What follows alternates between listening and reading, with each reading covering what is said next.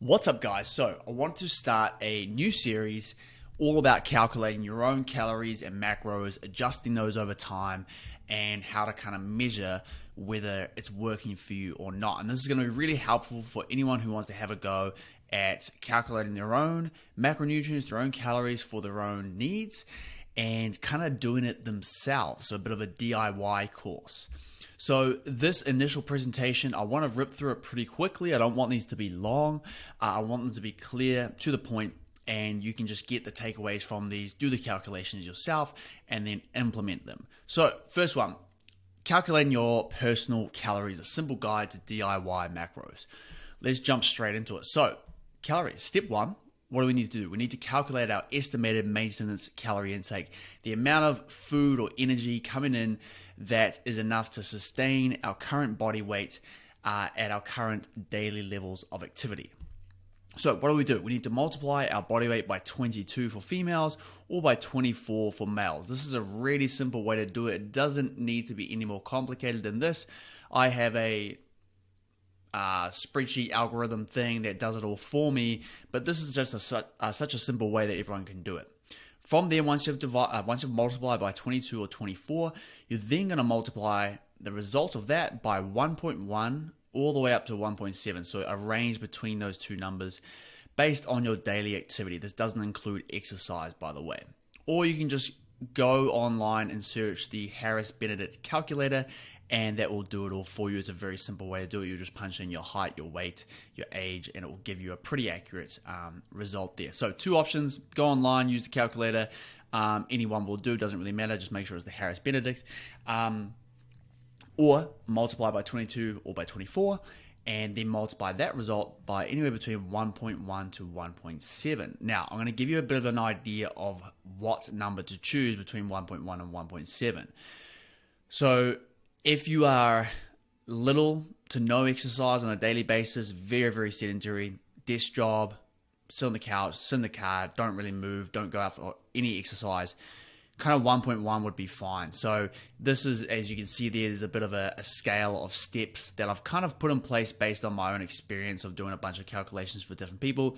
I wouldn't say this is super accurate, but it will put you in the ballpark, and that's what this calculation is all about, is to put you in the ballpark of a guesstimation of how much energy you would expend on a daily basis, not including exercise, but including all the daily movement you do, fidgeting, walking, cleaning, shopping, all that stuff. So 1.1, 2,000, under 2,000 steps, 1.2, under 5,000 steps-ish, still a pretty low activity person. Then we go up to 1.3, we've got light activity, some of the day standing or walking, so probably in that 5,000 to 7,000 range would be fine, and that would be suitable for most people. 1.4, a little bit more energy expenditure on a daily basis. 1.5, we have a much more active individual, moderately active on the feet most of the day, so something like maybe a street salesperson, something like that. 10 to 13,000 steps as a guess there. 1.6, much more active, and then 1.7, this is a very, very active individual, someone who might be doing hard daily activity on a building site all day long, getting 15,000 plus steps. These are very active individuals. So you would choose based on your own knowledge of your own daily activity where you go on these numbers. So for example, if I was 80 kilograms, I'd times that by 24, and that would give me 1920 calories. I would then need to multiply that result by 1.6. I've just decided that 1.6 is appropriate for me. That would give me 3,072 calories on a daily basis to maintain body weight. Okay, so that's as simple as it needs to be. Now remember, this is just the starting point. This is just an estimation to get you in the ballpark. Start logging your intake and then see how your body weight adjusts based on that. Do not include exercise within this. And err on the side of caution here. So don't overestimate if your goal is fat loss. So don't go, choosing 1.5 as your activity factor when you know you're actually quite a sedentary individual and you want to lose weight. So don't overestimate if your goal is fat loss, and then don't underestimate if your goal is weight gain. If you're the expert on you at the end of the day. If you're a really lean individual and you've struggled to put on weight in the past, then maybe overestimate your activity factor here, and maybe go for a 1.5, 1.6 and see how that goes. So that's calculating calories. Now, Step 2, calculating the appropriate calorie reduction or increase based on the goal that you want to achieve. So for fat loss and a cutting phase, I'm taking this directly out of the 5 Pillars of Body Composition course, which is also a great one that covers some of this stuff, but this one's going to be a little bit more in depth on calories, macros, adjustments, things like that. Fat loss and cutting phase. So if you're looking to lose body fat, then this is what you're going to do. You're going to calculate anywhere between 0.25% up to 1% of your body weight as your loss per week. Okay, so you would go for on the higher end, so maybe around 1% of your body weight loss per week. If you've got a lot more weight to lose, say you're a little bit more overweight, or you're okay with a more aggressive dieting phase, a lot more food cuts, and we've used these to pretty good success in the past with a lot of people doing a much more aggressive fat loss phase. So 1% of body weight per week. So if you're 80 kilograms, that's 0.8 kilograms loss per week. If you're 100 kilograms, that's a kilo loss per week. So it's quite a big drop. Now, you would go lower on the scale, maybe 0.25%, or for most people, sitting around 0.5% of body weight per week is a good place to go for fat loss. And you would choose this if you're a leaner individual, or you just struggle with hunger, or you want to spend some time really developing your sustainable behaviors and habits that would be associated with a lower rate of weight loss, meaning you've got more food in there, more food to play with, calories to play with, and it will just take a longer period of time to do so. So you can really practice a lot more of those behaviors and habits that are going to set you up for long-term success. So you would choose on the scale 0.25% to 1% of your body weight. You then multiply that by 7,700 to translate this to the calories. And I'll show you how to do this. And then you'll divide by 7 days. So as an example, that would give you the reduction in calories you need to take off your maintenance intake on a daily basis. Now, and as an example, so 80 kilogram individual male, they want to lose 1% of their body weight per week, which would be 0.01 times 80 kilograms, right? So that's the calculation you would make. So turning that 1% percentage of weight loss into a decimal and then times that by your body weight, okay? So they've chosen that they want to lose 1% of their body weight per week. They've times that by 80 kilograms. It's given them 0.8 kilograms per week, and they want to times that by 7,700 to translate that 0.8 kilograms into calories. Okay, so we want to figure out how much calories we actually need to take away here. So times it by 7,700, that will give me 6,160 calories to remove from my diet on a whole week basis. So to translate that then into a daily, I'm going to divide it by 7 days in a week. Will give me 880 calories to reduce from my day.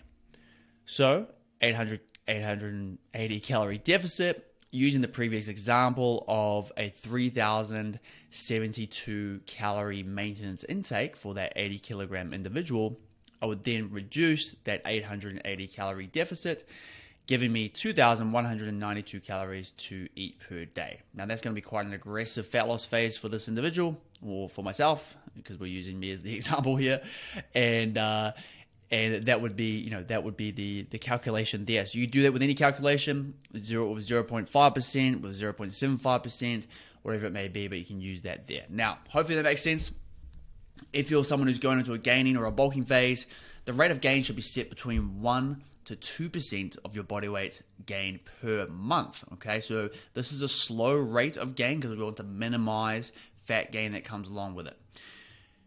You would go faster for beginners because they've got a lot more, opportunity to build muscle mass as they're an early trainee and they're going to put on more muscle mass in the initial stages. So faster rate of weight gain, maybe 2%, and a slower rate of weight gain for the intermediates and advanced lifters out there, around 1% or even down to 0.5% of body weight gain per month. But usually around 1% is where I set most people, unless they're really new to training. So using that previous example, if I want to gain 1% of my body weight per month, that's 0.8 kilograms. I need to divide that by 4 weeks to give me the kilogram increase I want to make on a week basis, which is 0.2 kilograms. I then need to translate that kilogram amount that I want to gain into calories so I know how much to eat. So multiply again by 7,700 to translate that to calories. That will give me 1,540 calories to eat on a weekly basis, an extra 1,540 calories above my maintenance. Now I want to translate into a 1 day period, so I divide by 7 days. That gives me 220 extra calories per day to eat on top of maintenance. 3,292 calories on a daily basis for a gaining phase. Okay, so simple as that. Now, as a simple way to do this, you can just take your calorie maintenance intake and increase that by around 200 to 300 calories. That would suit most people. 200 calories if you're a smaller human, 300 calories if you're a bigger human. So there you go. Really simple way to calculate how much weight or how many calories you should eat if you're going to gain. Remember, this is highly individual due to non-exercise activity thermogenesis and other expenditures. So on a daily basis, some people burn more than other people. There will be some kind of adaptation to this increase in calories as well for most people. So a lot of humans will increase subconsciously their calorie expenditure on a daily basis when they increase their food intake as well. So they'll have to continuously chase that weight gain and continuously increase their calorie intake over time. So trial and error is key here. So I'm not going to go too much deeper into the adjustment side of things, but basically this is providing you the starting point, and then in a further presentation we'll jump into the actual adjustments, what to do when you're not getting the results you have predicted from these calculations. Lastly, maintenance phase. So you're going to monitor your body weight. You're going to calculate your maintenance calories as we did in the first slide of this presentation. So that would be that 3,072 calories maintenance. You're going to monitor your body weight minimum 3 times a week, first thing in the morning after you've been to the bathroom, all that good stuff. Keep it as consistent as possible. 3 times a week at the minimum, and then take weekly averages from 2 weeks minimum, okay? So you'll take a weekly average from week 1, a weekly average from week 2, and see what the trend line is doing. Is my body weight going up slowly over time? Is it going down slowly all the time? Or is it averaging out around about the same? And then you can make small adjustments up or down based on those body weight trends to keep yourself at that kind of equilibrium, that kind of maintenance intake. There is more on this to come when we look at making diet adjustments. So this ended up being a way longer presentation. I wanted it to be 5 minutes. It's 12. It's 13 almost. So let's finish up here. Next up, we're going to jump into calculating your personal macros. But today, just looking at the calories, figure out the overarching, the most important part of your nutritional journey here is figuring out what's the energy intake I need for fat loss, muscle gain, or maintenance. Then from there, we can dive deeper into calculating what those calories are made up of in terms of the macronutrients. And then we're going to have a look at how to actually translate those macros and those calories into food so you can actually know what to eat on a daily basis.